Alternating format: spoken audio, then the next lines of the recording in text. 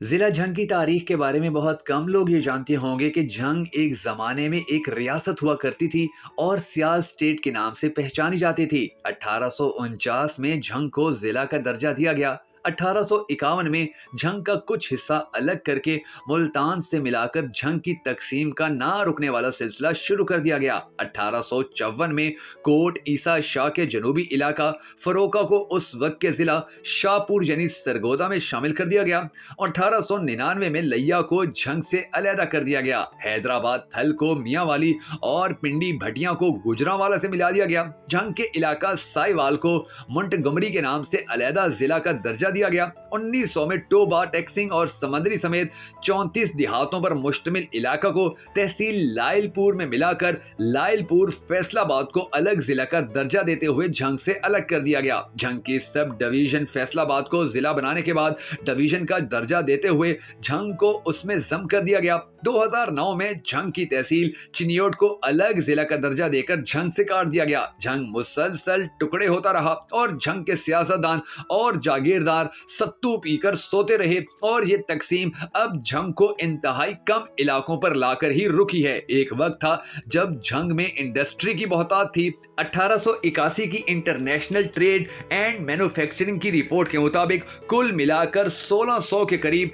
छोटे बड़े कारखाने झंग के अंदर हुआ करते थे और यहाँ के लोगों की रोजगार के सिलसिले बड़े वसी थे। जहाँ पर बड़ी बड़ी कारोबारी शख्सियात रहा करती थी, अमीर लोग यहाँ पर रहा करते थे। आपको शायद ये सुनकर भी हैरत होगी कि जब पाकिस्तान भर के अंदर सिर्फ कराची या लाहौर में ही कोई एक आधी कार हुआ करती थी तो उस वक्त भी झंग के अंदर कई कारें हुआ करती थी। जबकि डिस्ट्रिक्ट गवर्नमेंट झंग की 2013 की रिपोर्ट के मुताबिक कुल मिलाकर 150 या 200 के करीब छोटे बड़े कारखाने और फैक्ट्रियां भी यहां पर मौजूद थीं जो लाखों हजारों लोगों के रोजगार का वसीला हुआ करती थी। झंग की इस हालत जार के जिम्मेदार झंग के हुक्मरान और जागीरदार हैं और सबसे ज्यादा कसूर झंग की अवाम का है जिसने ऐसे हुक्मरानों को सपोर्ट किया। अब झंग की अवाम को बेदार होने की जरूरत है। अगर अभी भी अहले झंग बेदार ना हुए तो शायद आने वाला वक्त मजीद कोई और तकसीम झंग वालों के लिए ले आएगा और फिर झंग वालों की उससे जान छुड़वाना मुमकिन ही नहीं रहेगा, क्योंकि झंग वाले एक ऐसे इलाके और एक ऐसे खिते के लोग हैं कि जो अपनी मेहमान नवाजी के अंदर सानी नहीं रखते हैं।